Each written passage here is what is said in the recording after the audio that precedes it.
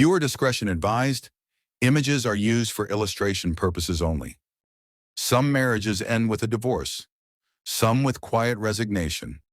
But Michael and Julie Harding's union ended with something far more terrifying: disappearance, deception, and death.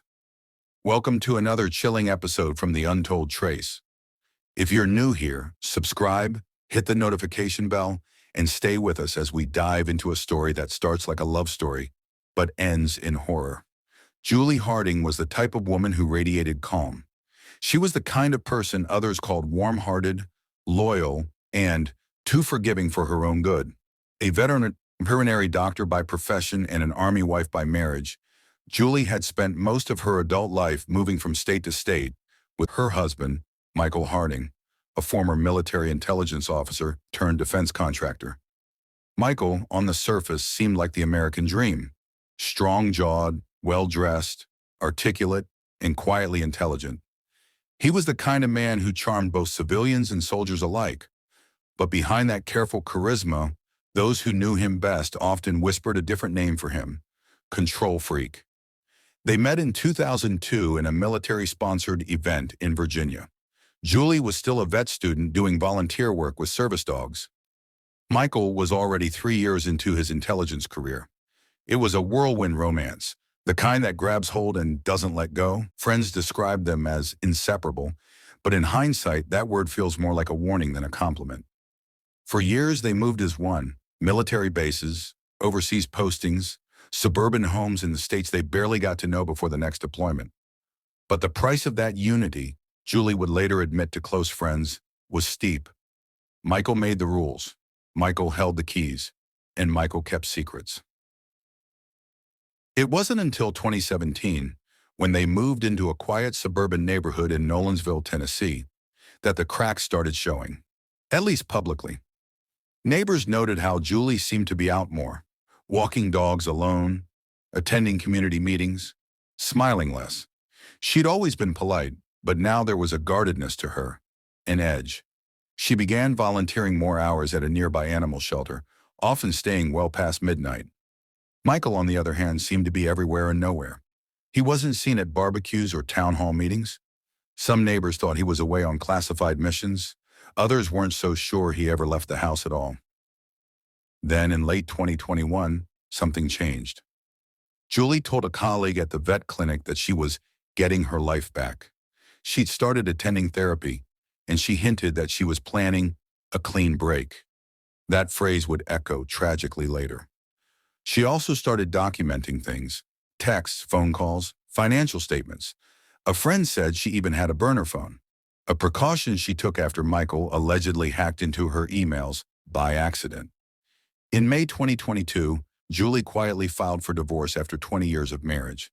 She didn't make it public, but those closest to her noticed a slight lightness returning. Her laugh came easier. She spoke about maybe opening her own clinic one day, free from the restraints of military relocation.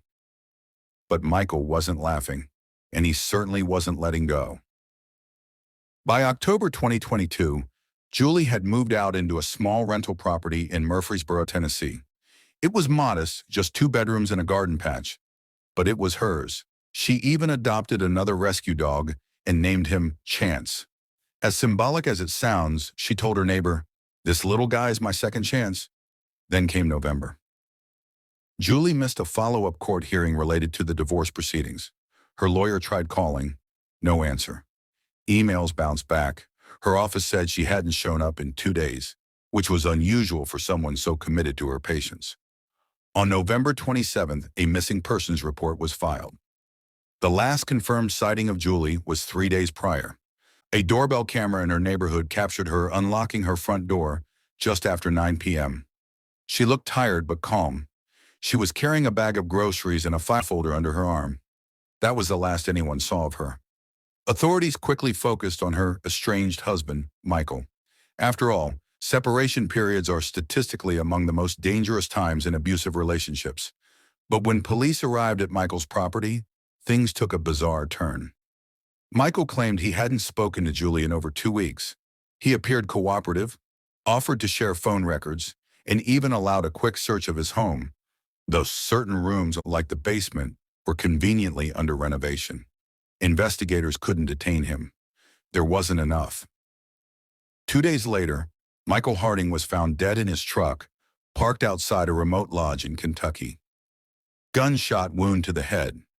Rifle in his lap. No note. No signs of struggle. Just silence. And that's when the case took an even darker turn. When police began examining Michael's belongings and digital devices, they found things no one expected. A folder labeled Control Assets with surveillance images of Julie's rental home. GPS logs showing frequent nighttime trips from his residence to hers, despite his claim they hadn't spoken. A fake out-of-state license plate hidden in his garage. And most chilling of all, a document titled severanceplan.pdf that outlined contingency steps in the event of spousal disobedience. The file had been modified 2 days before Julie vanished. Investigators now feared they were no longer looking for a missing person. They were searching for a body. Authorities combed the area around Michael's last known location, including the wooded land near the lodge where he died. Nothing. A week passed, then 2, no sign of Julie. That is, until a local hunter made a grisly discovery. Roughly 300 yards from the trail near that same lodge in Kentucky, hidden beneath a pile of brush and covered with a tarp weighed down by rocks, was the decomposing body of a woman. She had a broken wrist, fractured ribs, and a single bullet wound to the chest. Dental records confirmed it. It was Julie Harding. Who kills someone they once loved? What kind of mind documents their murder in stages, as if planning a corporate layoff? The story of Michael and Julie Harding was no longer just a case of marital breakdown. It was now one of manipulation, obsession, and calculated erasure. And as investigators dug deeper, they would discover that this wasn't Michael's first secret, but it would be his last. To everyone on the outside, Michael and Julie Harding looked like a picture of strength, a power couple forged in discipline and devotion. But the truth, buried behind their polite smiles and military poise, was far more disturbing. This wasn't just a failed marriage. This was a meticulously controlled life, orchestrated by a man who was more strategist than spouse, and a woman slowly losing her voice inside the echo of a seemingly perfect home. Julie met Michael at the tail end of a military fundraiser in 2002. She was young, driven, and fresh into her veterinary residency. He was older, stable, and captivating in that quiet, dangerous way that made you feel safe, but made others uneasy. Michael's background, while impressive on paper, raised subtle red flags. He never spoke about family, avoided conversations about childhood, and when asked about his time in military intelligence, he always gave vague, ambiguous answers. He told Julie he worked in shadows, helping intercept threats before they reached American soil. That line thrilled her at first, but soon it began to sound less like patriotism and more like a warning. Their wedding was small, fast, and tight-lipped. Within months, Julie had moved onto a military base in Georgia, and from that moment on, her life was dictated by Michael's calendar, his contacts, and his expectations. "He didn't like her going out alone," said a former neighbor. "At first, we thought it was sweet. Then we noticed she had to ask before doing anything." Julie, always polite, started to drift from her circle of friends. Michael said it was for her protection. "Too many threats out there," he'd remind her.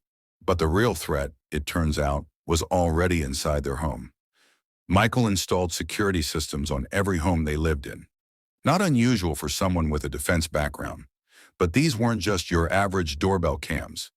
These were high-end surveillance rigs, multiple indoor cameras, biometric locks, GPS trackers hidden inside cars. Julie once told a close friend that she found an AirTag inside her purse and had no idea how it got there. When she confronted Michael, he laughed and said, "I put it there so I can keep you safe." But safety came with a cost. Every call was logged. Every dollar was monitored. Even the way she dressed began to change. Fewer colors, more coverage, less confidence. Michael would say she looked too inviting in red, so she stopped wearing red.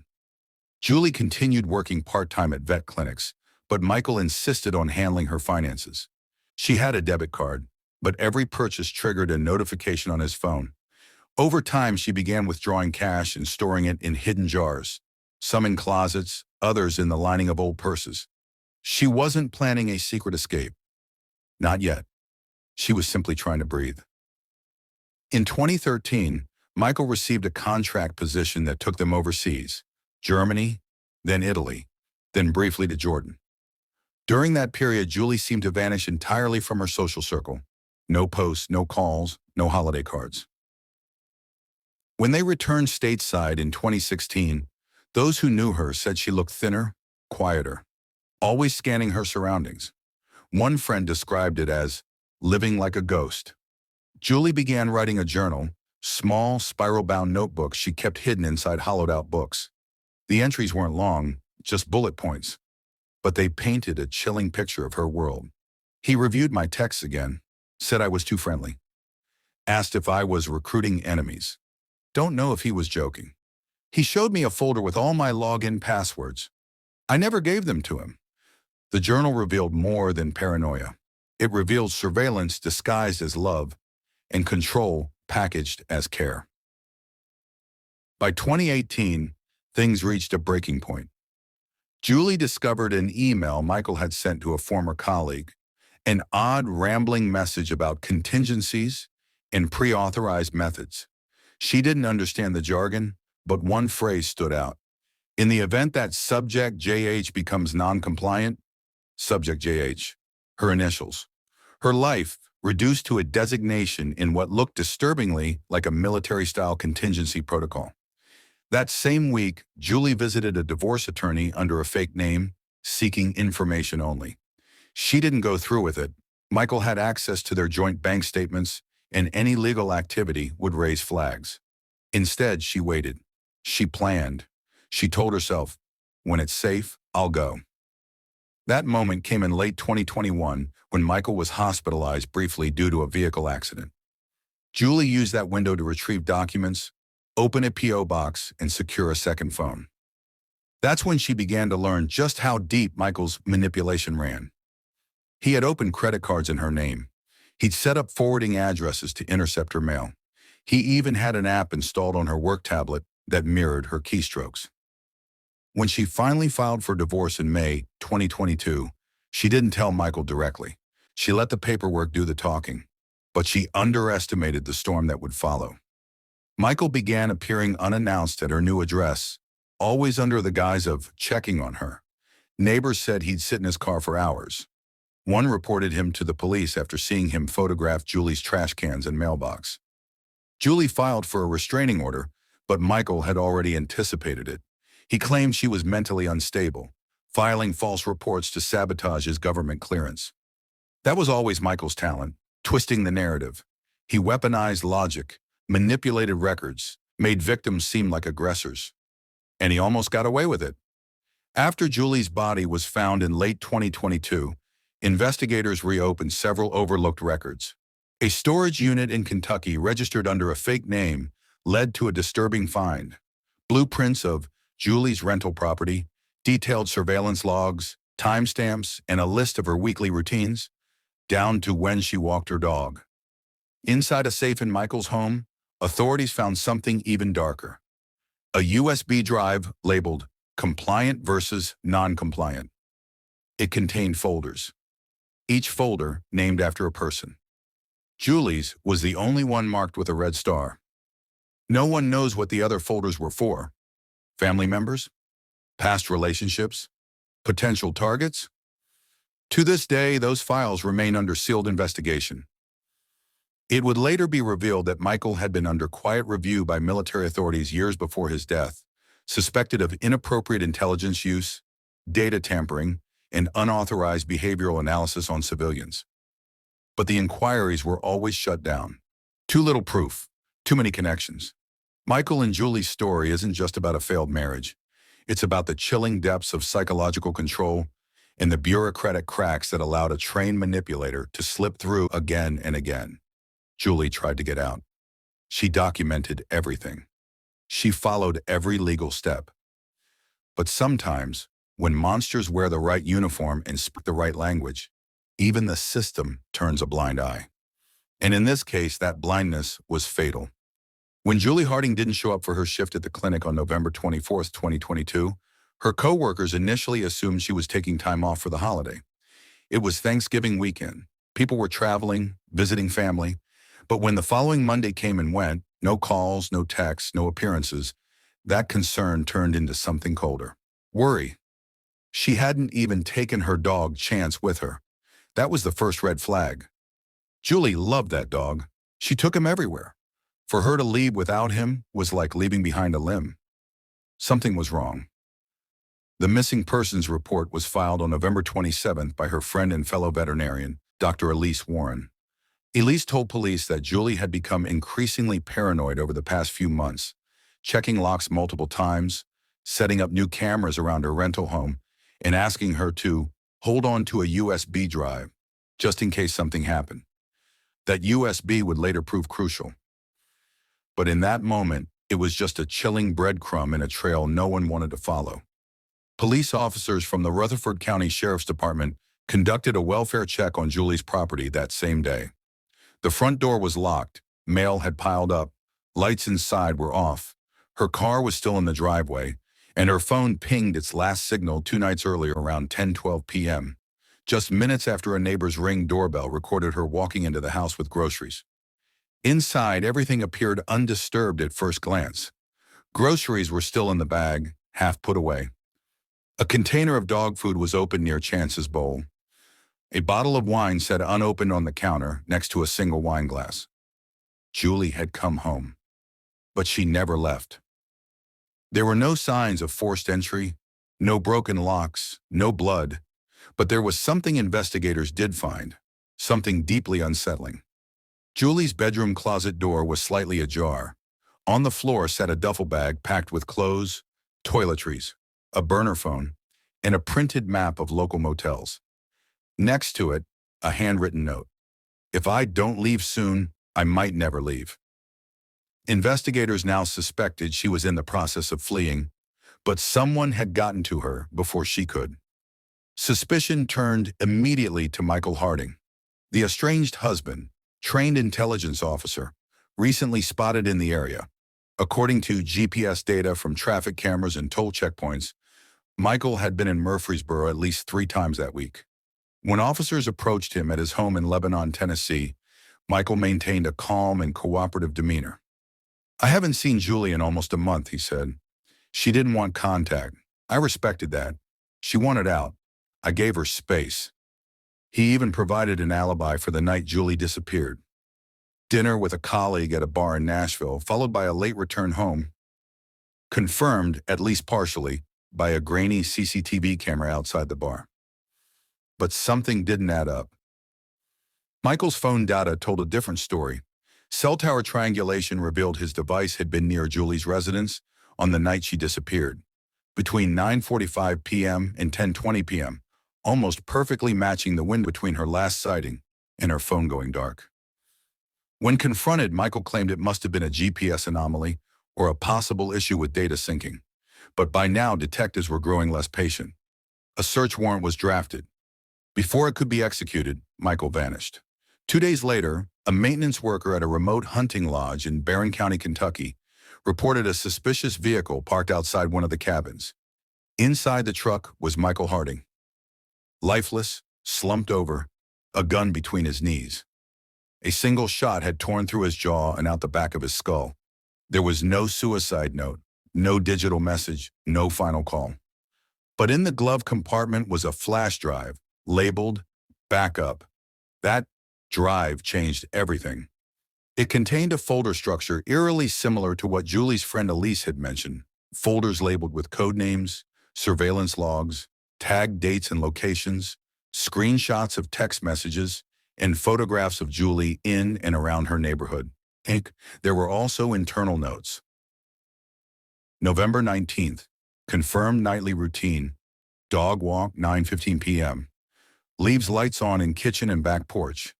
November 21st, surveillance camera moved 3 inches. She suspects tampering. November 23rd, Target packing bag, Exit imminent.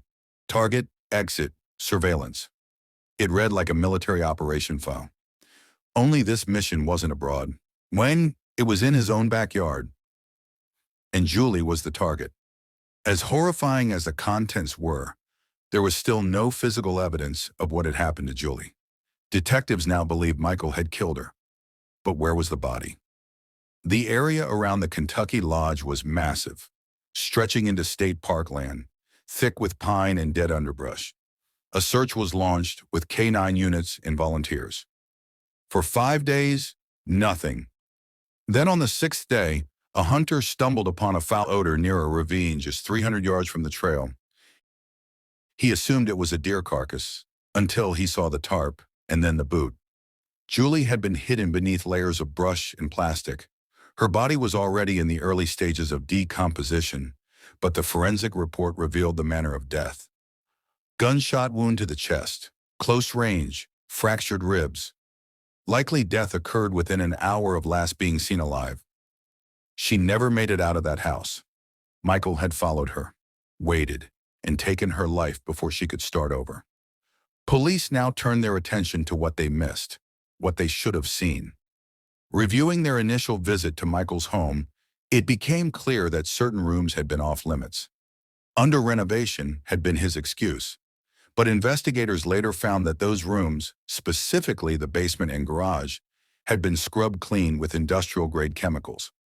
The garage floor had faint signs of drag marks, barely visible under a UV light. There was also trace soil on a tarp left behind, matching the mineral composition found at the burial site. He had prepared everything, and he knew what was coming.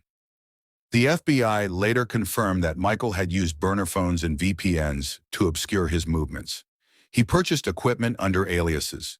He used prepaid debit cards and never withdrew over $100 at a time. His car had its GPS tracker disabled, and his internet search history had been wiped clean by military-grade wiping software. But even the most careful criminals leave cracks. Michael's mistake was believing he could stage a perfect crime against a woman who had been preparing for the worst long before he acted. Julie's collected documents, her digital backup, the burner phone, the handwritten note. They all spoke for her in death, louder than she'd ever been allowed to speak in life.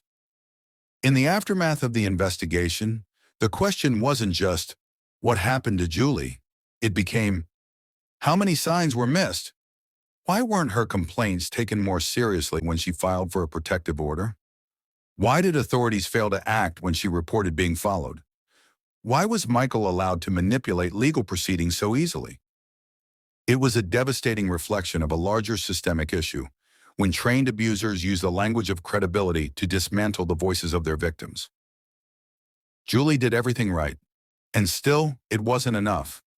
The death of Julie Harding sent a shockwave through her community. But what truly disturbed investigators wasn't just how she died.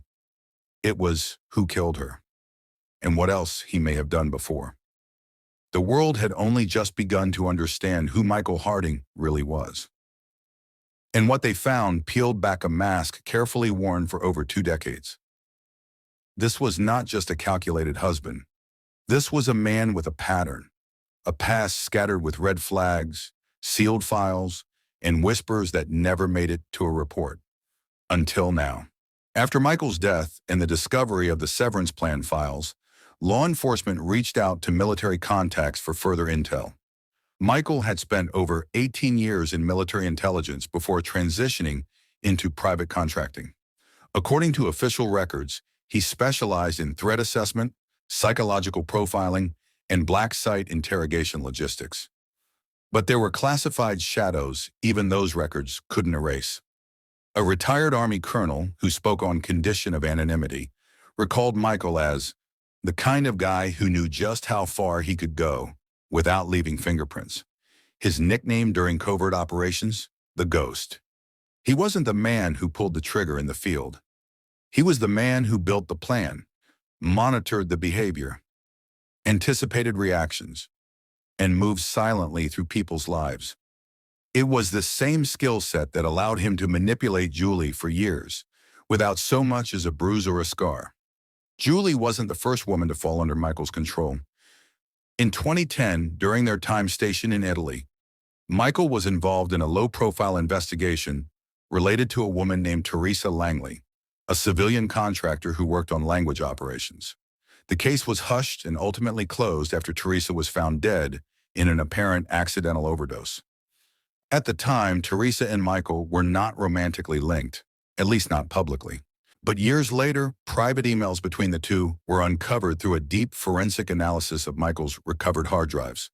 Teresa had written, "I'm not comfortable with what you asked me to do. I know it was unofficial, but I don't want any part of this." And in her final message, just days before her death, "You're watching me. I know it. This stops now." Coincidence? Maybe. But there were more. In 2014, during a brief relocation to Jordan, Michael had a short-lived friendship with a woman named Yara Khalid, a translator contracted by the U.S. Embassy.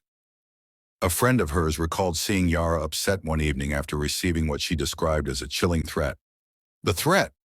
A note left on her windshield that read, "Those who go off script rarely finish the play." She brushed it off at the time. Months later, she abruptly requested transfer to Turkey and cut ties with all U.S. military affiliates. No complaint, no explanation, just silence. Back in the U.S., one of the more disturbing threads came from Michael's personal journals, found in a locked cabinet in his garage after his death. Unlike Julie's emotional writings, Michael's were mechanical, coded, and strategic. In one entry, he categorized human behavior into control metrics. Type A, compliant, requires minimal reinforcement. Type B, hesitant, respond to leverage. Type C, disruptive, emotional, high risk. Julie was listed under Type C. What's worse, so were 3 other women, all with initials, all with locations, all gone from his life under complete transition status.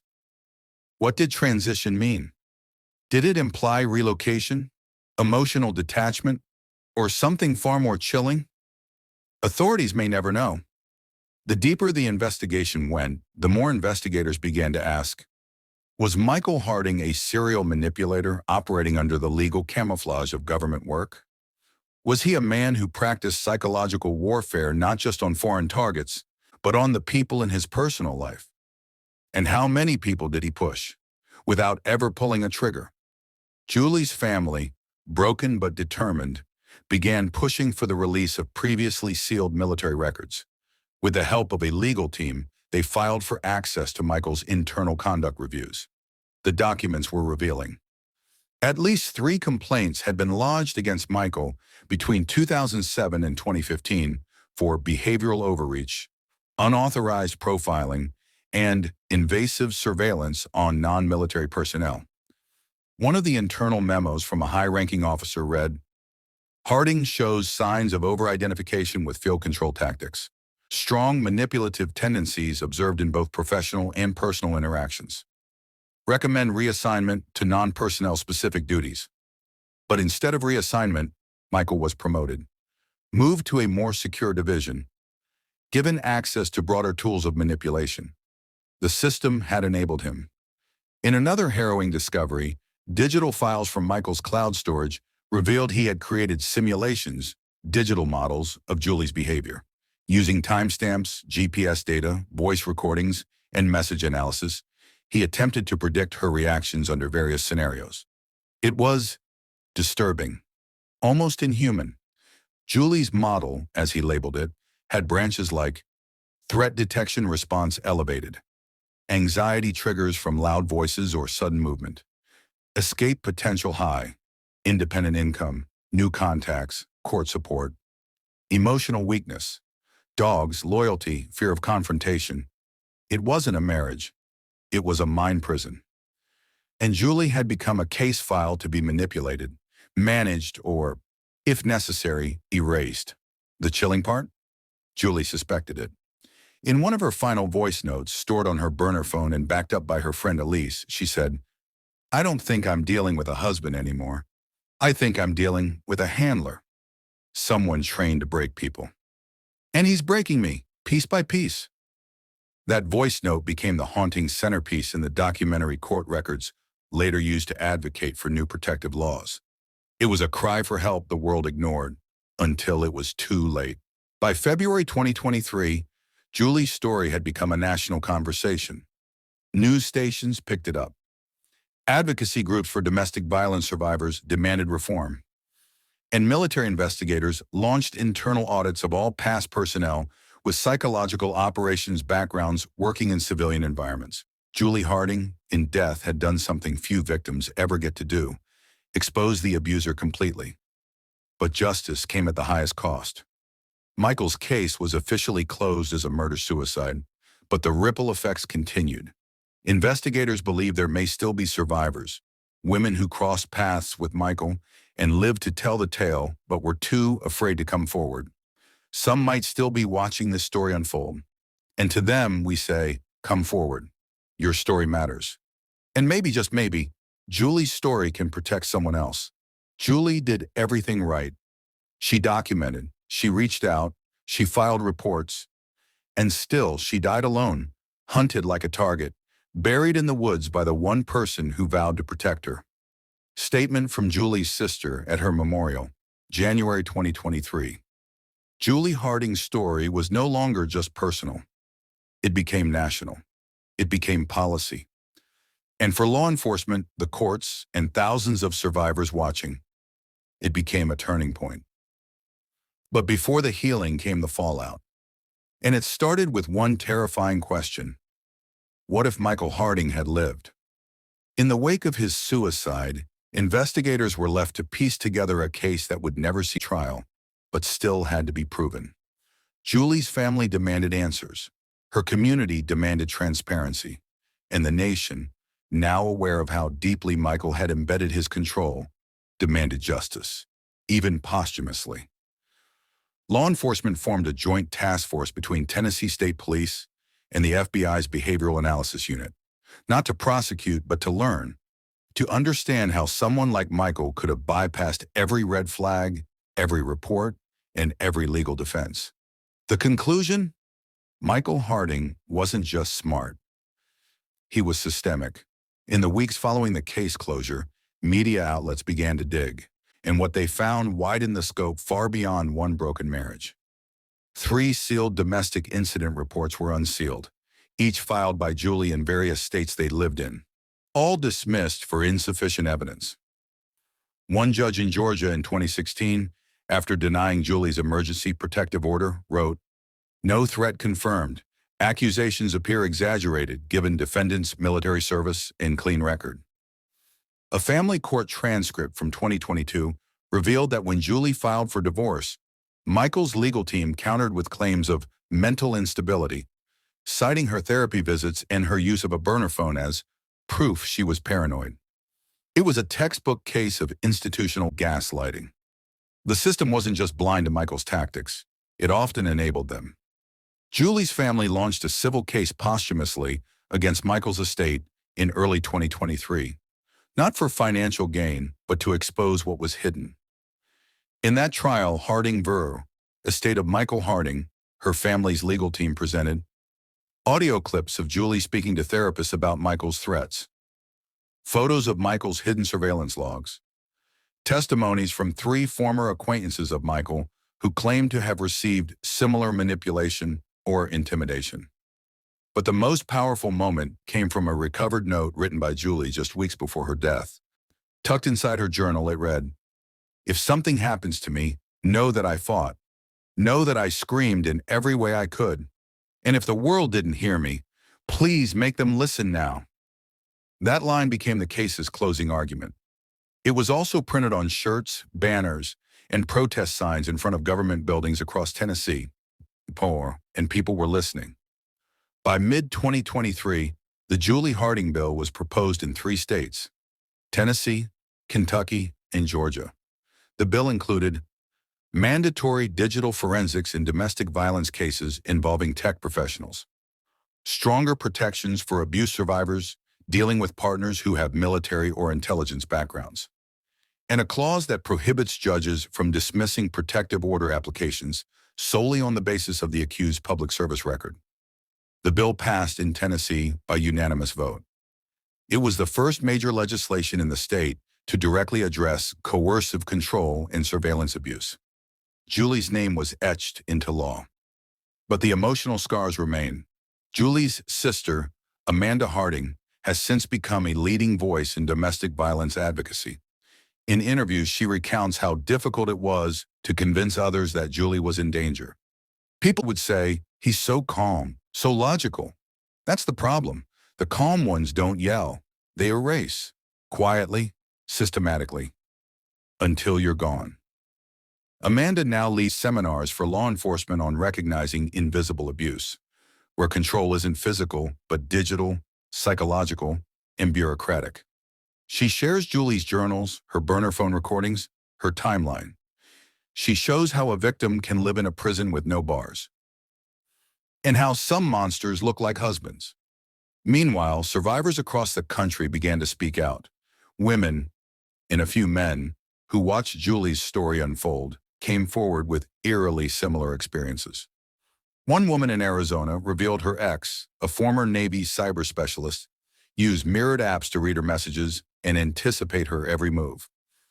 A woman in North Carolina showed investigators detailed emotional conditioning plans her husband had drafted, modeling her behavior the way Michael modeled Julie's. A single mother in California said, "Watching Julie's story felt like watching my own, except I got away, and she didn't." Suddenly, Julie wasn't just a victim. She was a mirror for thousands trapped in similar shadows. Back in Murfreesboro, Julie's clinic held a memorial in her name. Her co-workers planted a tree out front with a plaque that reads, "In memory of Dr. Julie Harding, protector of animals, fighter for truth, voice for the unheard."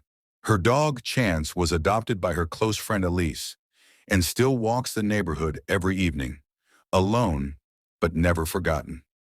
To this day, no one knows the full extent of Michael's surveillance reach. The other women listed in his compliant versus non-compliant folder remain unconfirmed. The files are under federal investigation, and many are sealed. What's clear is this: Michael Harding was never just a jealous husband. He was a technician of control, and Julie was his last operation. But she left behind a trail of light strong enough to expose him, and everyone who failed to stop him. As we close this case, remember what we've learned. Abuse isn't always loud. Sometimes it's data-driven. And survivors aren't weak, they are strategic, prepared, aware. And when they speak, we must listen before it's too late. Julie Harding's story is not just a tragedy. It's a blueprint of how evil hides in order, how control masquerades as love, and how truth, no matter how buried, always finds its way out. You've been watching The Untold Trace. If Julie's story moved you, share it. Let her voice echo beyond this documentary. And remember, the scariest monsters are the ones who wear masks of perfection. Until next time, stay safe, stay alert, and always, always ask what's happening behind closed doors.